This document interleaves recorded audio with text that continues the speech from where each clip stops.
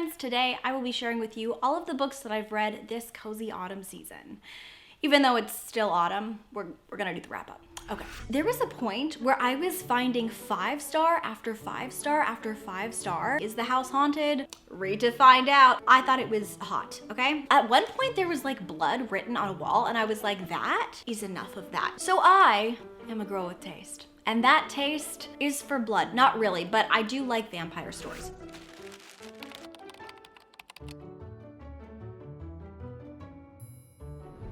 Hi friends, my name is Lexi and welcome back to my channel. Today I will be sharing with you my cozy autumnal reading wrap up. I am so excited to be sharing with you all of these books. I have 15 titles to share. Now technically it is still autumn and it will be autumn for a little bit of time. But because I have 15 and I don't like my wrap ups to be too long, I thought it would be a good time to do a little cozy reading wrap up now. So before we get started, I highly recommend grabbing yourself something cozy to drink. I actually just made this. Like, this is piping hot in my hands and I will be drinking it throughout the video. I think that's it for my intro though, so without further ado, let's go ahead and jump into the official autumn reading wrap up. Okay, so like I said, this autumn I read 15 books and I will say, with the exception of maybe like one book, this was like one of my very best reading seasons ever. Autumn is always so good to me. There was a point where I was finding 5-star after 5-star after 5-star. This reading wrap up is like solid, okay? I found a lot of favorite books and I'm very excited to share those with you today. Let's go ahead and jump into my first portion of the wrap up, which is pretty small, and that is like the classic section. So the first classic that I read was The Haunting of Hill House by Shirley Jackson, and I loved this book so much. I gave this book either 5 stars or 4.5 stars. I thought this was absolutely incredible.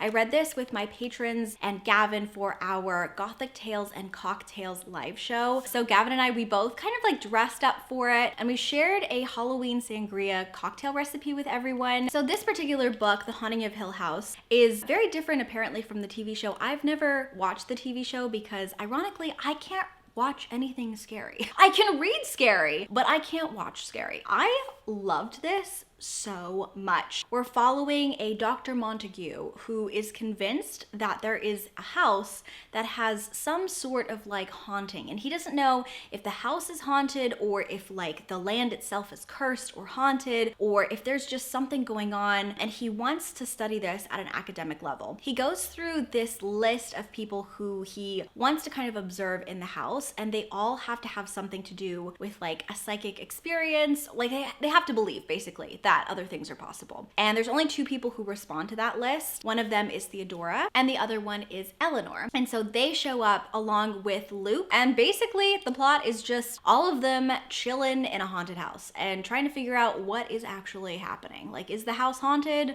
Read to find out. During the discussion, I was really surprised at how many people said this wasn't scary. I thought this was terrifying. At one point there was like blood written on a wall and I was like, that is enough of that. And I just really enjoyed it. I thought it was great. If you are looking for a ghost story that I think is done very well, the writing is fantastic and the characters are really well fleshed out, I would highly recommend picking this book up. The next one is such an exciting, okay, you know what? Let's talk about 2 at once. Okay, so I am a girl with taste. And that taste is for blood. Not really, but I do like vampire stories. So I have here Dracula and also Carmilla, and I honestly am so excited that I read both of these. I've been wanting to read Dracula for such a long time. Carmilla was kind of like a last minute decision to put on my fall TBR, but I've heard so many good things about this book and so many people have told me that they think that I will love it that I kind of had to put it on the TBR. And oh my God, I am so glad that I did. Let's start with this one. This is following Laura, and Laura lives with her father, and they're kind of like secluded a little bit in this estate slash castle. Laura really wants a companion, and she's actually going to be visited by a girl who's around her age, and she's going to be kind of like her companion for a little bit, which is great because Laura is really lonely in this castle. But then her companion can't come. However, conveniently, right in front of their house, a carriage breaks down, and another girl her age just so happens happens to be needing a place to stay for a little bit because she gets injured in this like carriage car accident thing. And that girl is Carmilla, and Carmilla is a vampire. Laura feels like she is really drawn to Carmilla. They have this instant connection, but she doesn't know why. And it's just about their relationship as they are becoming friends and like the secrets that Carmilla is maybe hiding. It is so good. It is so good. The quotes in here, fantastic. The writing, phenomenal. I'm obsessed with this book. I read this book and I don't know if I've ever like highlighted or dog-eared so many pages. I was really, really vibing with the story. If you love fast-paced, really wonderful, gothic lit, and especially vampire stories, and you haven't read Carmilla, you need to, because this was a 5-star. This is gonna be in my top favorite books of the year. I think it's timeless. I thought it was a little scary, but you know what? Mostly it was romantic. I was not expecting this, but like I honestly feel that Carmilla and Laura had a thing going on. You know what I mean? And I shipped it so much. And then next, I finally read Dracula. I've been wanting to read this book for such a long time. It's like felt, so I feel like I need to like roll this. I actually highly recommend the audiobook for this. I paired it with it. Full cast, Tim Curry's in there. It was really good. There was like sound effects and all these different accents. And because this book is so interesting in its format, I think it kind of demands a full cast. So it really made my experience reading this so much better. So I didn't know this about Dracula, but Dracula is actually a mixed media format. The entire thing, it's not said in a linear plot. It's more said in different formats of communication. So we have like letters, we have diary entries, we have compendiums, we have medical notes, we have newspaper articles. And it's really fascinating because you start at the beginning and you kind of are almost piecing together everything that's happening to solve this really odd mystery of like what's going on and who Dracula is. It's just really well done if you like mysteries and if you like, I guess, like a mixed media type format. Again, highly recommend pairing this with the audiobook because it makes everything really come to life, in my opinion. This is about Dracula. Dracula's a vampire and he wants to suck people's blood. There's a lot in it that I really was not expecting, but basically like that's the premise and I don't want to spoil anything. I will say that I personally feel while this was incredibly well written and while the format is incredibly creative, I did feel like it was a little bit too long. I found that I was mostly interested in the first portion, which had to do with focusing on a character named Lucy. Towards the second half, I just wasn't as interested. I would also say that I feel like out of the two, I much prefer Carmilla. Like I enjoyed reading this and I would give this like a very solid 4-star, but I think that this was much better. And also this technically came before this and I can see the influence that this had on this book. I would also say too, thematically, I don't think that I connected as much to this book as I did to this book or The Haunting of Hill House, but I did enjoy it. I do recommend reading it, especially if you haven't read it, and I do recommend pairing it with the audiobook. I think that's it as far as categories. Everything else is just the rest, like it's whatever I read. Okay. Okay, I will be kind of brief on this book because I have talked about it in a vlog and in a couple of different videos. You guys know I gave it 5 stars. I really enjoyed it. This is an adult dark academia, kind of like gothic vampire story by S.T. Gibson or St. Gibson called An Education in Malice.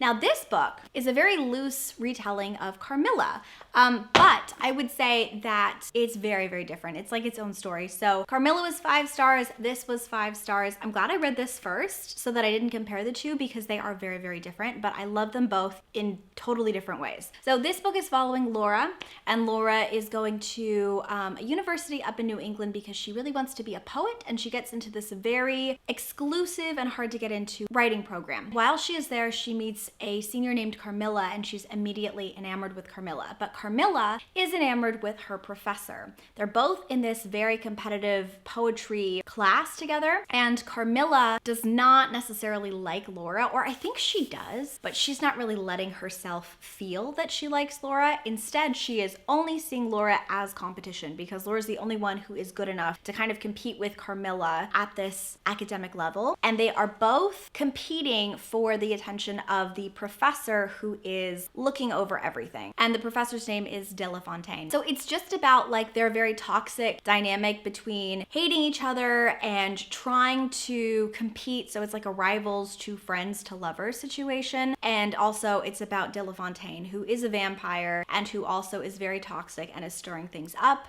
and about what happens between the three of them. I loved this book. I thought it was hot, okay? It was pretty hot and I loved it. So one of the reasons why I gave this book such a high rating is because of the writing. I feel like the quotes in here are just dripping with atmosphere, but also they were so beautiful and lyrical, but in a very subtle way, in my personal opinion, and I really loved it. Like, I loved the writing. I feel like the writing in here is just beautiful. This is one of my favorite passages. I think it's gorgeous. We're hearing about this from Laura's perspective, and Laura is talking about her kind of like obsession with Carmilla, and also how she's using Carmilla as almost like a muse for everything that she writes for this poetry class. If I couldn't touch her, I would settle for making her squirm. I devoured De La Fontaine's reading list, and I used the inspiration of literature to fuel my own poetry. I wrote about everything, about the scintillating scarlet of the leaves outside, of my aching longing for Mississippi, but most of all, I wrote about her. I was never so brazen as to call her by her name, of course. I called her Persephone, or Puck, or any of those other literary figures that she seemed to conjure up with her costumes and her posturing. I wrote about her tangle of black hair, her lithe tanned arms, her delicate bird-boned ankles. I worked myself into a fever over her, hunched over my typewriter in my dorm room while my tea went cold on my bedside table. Sometimes my poems venerated her like a saint.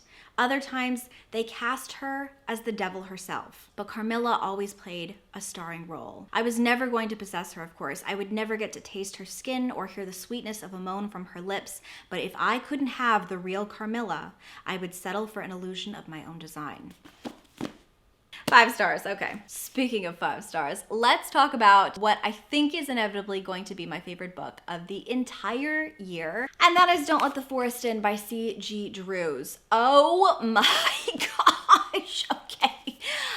This book is everything. Now listen, it's everything to me. I don't know if you'll like it. I hope you will though, because I liked it. This is a YA horror book. It's also dark academia, but it has like botanical horror too, and body horror, and it was just like very well done. The pining in it, oh, if you like pining, might I introduce you to your new best friend? So this book is following Andrew, and Andrew and his twin sister Dove go to a place called Wickwood Academy. While at school, he is looking for his bestie named Thomas. But this year, for whatever reason, Thomas is acting just very different. He's being very, very secretive, and he's not quite as close to Andrew, and Andrew hates this a lot because he's secretly in love with Thomas, and like that's where the pining begins, okay? So no spoilers, this is on the flap, but Andrew basically follows Thomas one day and finds out that Thomas's drawings have been coming to life, and Thomas unfortunately has been drawing some monsters. To help his best friend, who he absolutely loves, he starts slaying monsters with his bestie in the forest every single night. That's the basic premise. There's a lot going on in here. I loved this book so much. It did make me cry. And also, the writing in here, this is what I'm comparing it to. I've said this in a lot of different, I've said this in my review. My review is so dramatic. I don't even review books on Goodreads, but like I did for this one. But basically, if you like the writing style of Jandy Nelson, how she kind of goes off in tangents and she describes characters who are in love with like these really beautiful descriptions that seem almost to bend reality into like magic. I think you'll love this. It's a very, very specific style of writing. There's a lot of creepiness, there's a lot of horror, there's a lot of really scary and macabre things that are happening, but also at the heart of this, like this just reads like poetry. This is a love letter to pining. Okay. So I loved it, you know? Next, let's go on to the only other book, I think, aside from one other, that was competing for the #1 spot of the year, and that is 11/22/63 by Stephen King.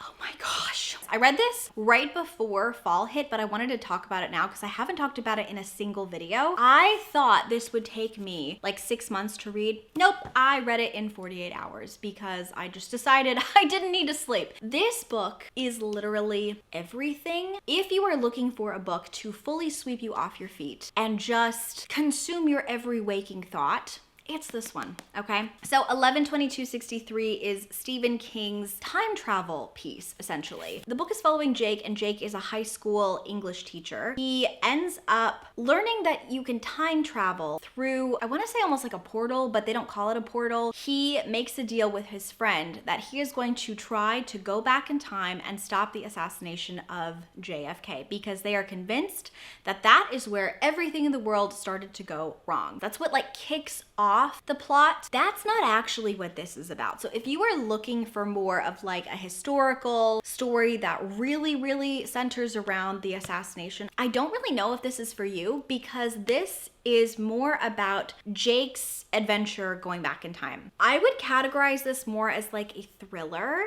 / a love story, but it is written by Stephen King. So there are some pretty gruesome and really scary moments. I highly recommend it. Do not like, just ignore the size, okay? Ignore the size. You will not notice how long it is as you're reading this. You will devour it. This is called Rise and Divine, and this is by Lana Harper. And this is, I think, technically the very last book in this romance series that takes place in a place called Thistle Grove. The book is following Dasha, and Dasha comes from a line or a family of necromancers. That's their magic. They commune with the dead, which is so freaking cool. This is about the year where she is assigned to help out with an autumn magical festival with all the other witches who live in this like little town. And she has to work with her ex, whose name is Ivy. She really wants Ivy back, but like Ivy doesn't want anything to do with her. So it's a second chance romance, but I think this was done very well. I loved the tension between them. I loved the romance between them. I loved a lot of like the plot twists that happen, because things happen, okay? So they're like putting on this festival, and then some pretty bad stuff starts to happen, and they have to like all come together and put their magic together to help save like the town and stuff. Listen, really cute. It's like Halloween Town vibes or like Stars Hollow vibes, but make it a adult romance with witches, and it was sapphic. It was really great. I would give this 4.5 5 stars. Listen, I'm an easy person to please, I think, with my books, right? It was fun, it was lighthearted, I enjoyed the writing. Yeah, I would say 5 stars. Okay, ironic, I know I just said that I was not that hard to please, but this next book I don't like. This is a little novella, and it was a Nebula Award winner, so I'm sure this is just a me thing, but it's called Even Though I Knew I Would, and it's by C.L. Polk. This is like a noir. It's a sapphic noir. It's kind of like a fantasy. It takes place in like the 40s, and it's about a magical detective who is trying to find this serial killer in Chicago. She has to find the serial killer for a very specific kind of big reason. I can't say why, because I feel like it gives away some of the stuff. And it's about her trying to track down the serial killer. It sounds really cool, but I just really didn't connect to it. I think one of the things is it's a noir, right? And so it's going to kind of have a lot of typical phrases like, that's what's up, baby, he just tickled the ivories, like things like that. It didn't read to me as like authentic dialogue. It read to me like that gift that's like, what's up, fellow cool kids, or I don't know what it says, but you know what I mean? It kind of felt like the dialogue was trying to sound like a noir, but it just felt off somehow, and like the dialogue didn't really fit for me. I also have to say, like, I won't give away what happens at the end, but I really don't feel like it made a lot of sense. Like logically, I didn't like it. I really just didn't like it. Maybe a 1 star, maybe a 1, I don't know. I didn't like it. Next up, I have the 2 books that I read with my Patreon members. This one we read in August, but the live show wasn't until September, so I read, I think, some of it in September, maybe, I don't know. And then this one was our September book. So this one is The Spellshop, and this is by Sarah Beth Durst, and this is a cozy fantasy. It was really cute. We're following Keela, and Keela has a little friend named Kaz, and Kaz is a talking plant. Keela used to be a magical librarian, and then they burned down her library, those so she has to escape from like this war that's going on where she lives in the city to a magical island where she used to grow up and live as like a little girl. And once she and Kaz are there, she decides to open up a jam shop, but really the jam shop is like a cover, and she's going to be selling spells because where she lives, you're not allowed to do magic unless you're like an elite person. A lot of the metaphors and messages are about classism and privilege, the fact that like education should kind of be like more accessible to a lot of people. I loved a lot of the messages in this. I thought it was really, really cute. There is a little bit of a romance in here too. I thought the romance was cute. I think overall, I just really enjoyed the cozy atmosphere and the cozy story. I really liked the townspeople, and I liked how unique the magic was and how unique the island was as well. I think if you love cozy fantasy, but you're looking for something a little bit different, you'll really enjoy this one. The next one is Dallergut's Dream Department Store, and this is by My Lee, and this was really cute. This is so fascinating to me because this is slice of life, but just following this department store. This takes place literally in like this in-between state of sleep where customers can go and purchase dreams, and they purchase dreams with like different emotions and things like that. The department store has different types of dreams for different types of people, and all the dreams serve different purposes. I would say that this almost reads kind of like a collection of short stories, and each chapter feels like its own separate short story about very specific types of dreams. It was fascinating. It was so fascinating. I think I really enjoyed my experience. I really thought that the messages of this were really wholesome and really sweet. I highly recommend this to people, especially if you're somebody who like is very fascinated with the concept of dreams and why we dream things. This was just really creative and really fun. The next one is a fantasy, and this was a wild time. This is an adult fantasy called How to Become the Dark Lord and Die Trying by Django Wexler, and I had so much fun with this. This is for people who like fast-paced, high-action, messy plots, okay? This also read a lot like a video game. If you liked Ready Player One, but you are okay with something a little bit more gruesome, a little bit more like dark humor, more swearing, more things like that, I think you'd like this because it really did feel a lot like a video game, and it was just really, it was a good time, okay? It was like a silly, fun, good time. Have you ever seen Groundhog Day where you have to relive the same day again and again and again? That's basically what this poor soul has experienced. So Davi has been forced to relive the same experience again and again. She only has one mission, and that mission is to stop the Dark Lord, but she keeps failing. And I don't mean she's failed like 7 times. I mean she has like lived like over 100 years trying to stop the Dark Lord, and like she has had no success. And so finally she wakes up again and she has to stop the Dark Lord, and she just realizes, you know what? I'm over this. I've been trying to stop this damn Dark Lord for like 100 years. So I'm just gonna become the Dark Lord myself.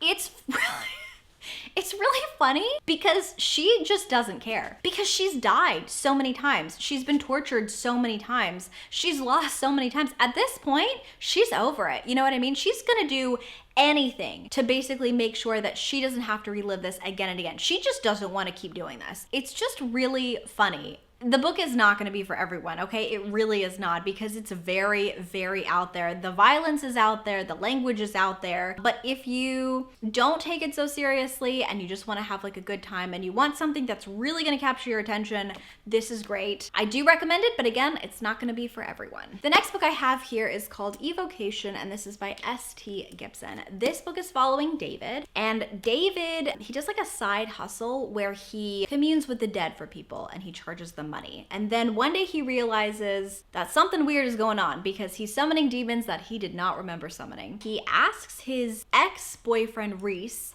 to help him because Reese is apparently like really good at research with the occult. Reese, however, wants nothing to do with David, and he's also married to the lovely Moira. So the book is kind of following their entanglement, the 3 of them together. It is also a polyamorous book. I will say that I really appreciate and enjoyed the representation, but I don't know if I like shipped the relationship as much as I was hoping for, because I feel like the relationship really just revolved around one person. It didn't seem like very balance to me. However, I will say that I think that the story and the plot line had a lot of potential. So I do want to pick up book 2, but I also would say that there was less magic in this one than I was anticipating. I thought it was going to have a lot more magic because there's also like a secret society here where David and Reese are a part of. David lives in this sweeping Gothic mansion with like this very magical, extensive library, but we didn't really get to see a lot of the magic that Reese was trying to research or a lot of the aspects of the secret society. Like, I have no idea what that secret society does. Could not tell you. So I hope in book 2 we get to explore more of the magic aspects, and also I hope in book 2 we explore a little bit more of like the relationship aspects. The next one I have here is Graveyard Shift by M.L. Rio, and this is a little tiny novella. Okay, so this book was written by one of my favorite authors. M.L. Rio wrote If We Were Villains, which is like one of the best books ever. So I obviously had to pick this up. This book didn't really have my attention until halfway. I thought that I actually wasn't going to like this book. And then the pacing shifts and the mystery shifts, and I could not put this down, and I ended up giving it a 5-star. I really, really enjoyed it. I don't know if that's like a popular opinion. A lot of people aren't necessarily liking this book.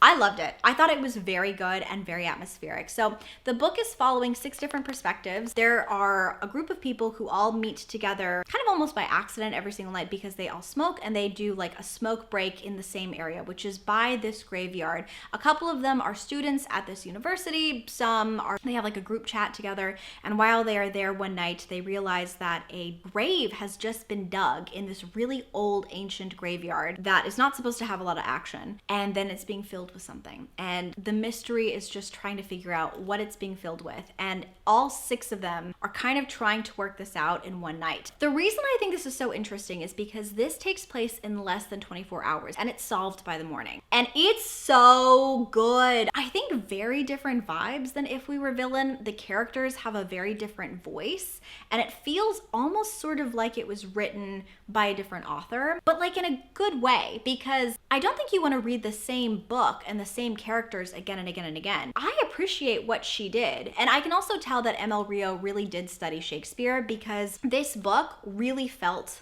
like I was actually watching a play unfold, which I think is one of the reasons why it makes this book so unique, and also why the dialogue works so well. So if you're interested in a weird, atmospheric, creepy little mystery and you want something fast-paced, I think you should pick this up. I thought it was really, really good. But also, if you pick it up and you're not really connecting with the first portion, keep reading it, because the characters grow on you and the mystery is so interesting. And I really liked it a lot. 5 stars. And then I'm just gonna warn you, the last 2 books are also 5 stars.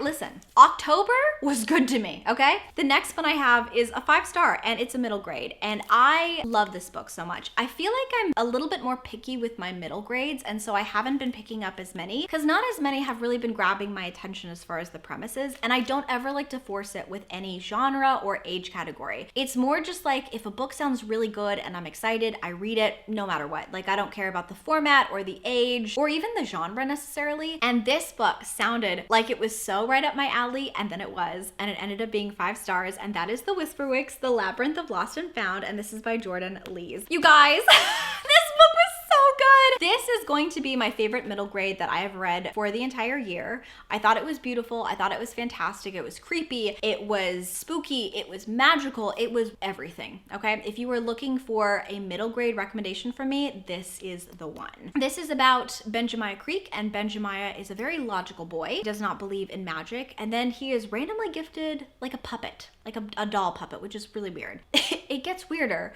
when the doll puppet comes to life, turns into a bird, and then leads him into a completely different world. And this world is a place where everyone has a puppet. It's kind of like the Golden Compass, in the sense that instead of like animals representing your soul, puppets represent your soul, and the puppets can change form. Puppet doll, loose, and you know what I mean. Benjamin gets into this other world with this random doll that will not leave him alone, and he meets a girl, and the girl is looking for her twin brother. And so it's about his adventure with her trying to locate her twin, but then also trying to get back to his world. I really like a middle grade that not only is unique and really well written and also atmospheric, but also has a great message. And this book made me cry. The message was so good that I sobbed.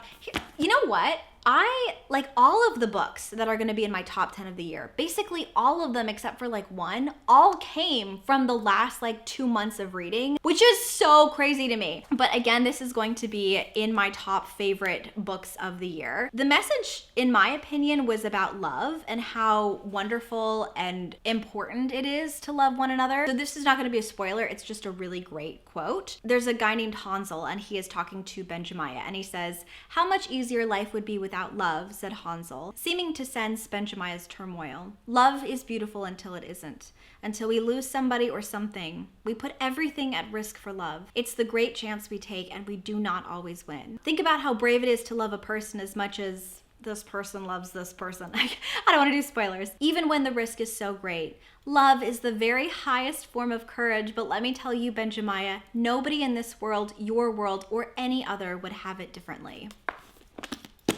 And finally, the very last book that I read this autumn season, which again, no surprise, was a 5-star, was Alexis Henderson's newest horror, An Academy for Liars. This is a dark academia horror book, adult, really, really great. Following Lennon Carter. She kind of has like a bit of a mess going on with her life. Basically, her fiance sucks and she's just feeling really, really lost. And then one day she randomly gets an invitation to apply to a magic school or a magic university that she's never heard of. This university is hidden in a secret pocket of Savannah, Georgia, which she did not know existed. It's basically a place where you can learn how to do real magic. She's like, you know what? Why not? You know, why not? I'm free. It's about her trying to learn magic and kind of like learning a couple of different secrets and mysteries that are happening surrounding the school. And it was just really fantastic. Fast-paced, really, really good, really scary, eerie, dark, atmospheric, perfect for this time of year, but also just perfect if you love dark academia. I really enjoyed it. I highly recommend it. Again, 5-star. I thought it was great. And there you have it, you guys. Those are all of the books that I have read this autumn season. I don't know if you were surprised by the number of 5 stars, but I was. I was very surprised. I wasn't expecting that, but hey, I'll take it, you know? I would love to hear from all of you guys though. Did you have a favorite book that you discovered this autumn? I guess the question of the day is that. What was the best book that you've read in the past couple of months? I would absolutely love to know. And the emoji of the day is maybe like one of the autumn leaves in celebration of autumn. Thank you guys so much for watching. A huge, huge thank you to all of my patrons over in Foxenwood. Thank you guys so much for your constant support, and a very special thank you to the Ink and Quill Club members who are all the executive producers of every video that I create. All of your names will be listed down below in my description. Thanks again so much for watching. I hope you have a lovely day, and until next time, book lovers, keep your head in the clouds and your heart in a book, and I will chat with you very soon. Bye!